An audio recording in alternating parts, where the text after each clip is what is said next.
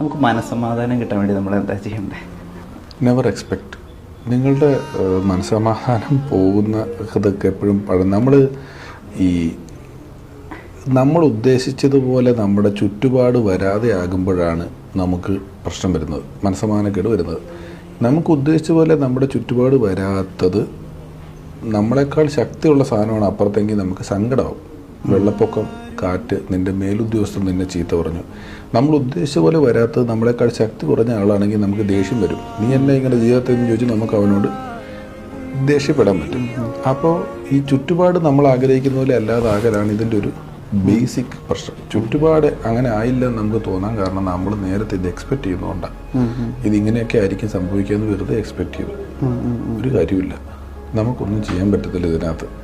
അപ്പം മനസ്സമാധാനം കിട്ടുക എന്ന് പറയുന്നത് വളരെ സിമ്പിളാണ്. ചുമ്മാ മനസ്സമാധാനമായിട്ടിരിക്കുക, അല്ലാതെ എന്ത് ചെയ്യാനും നമുക്ക്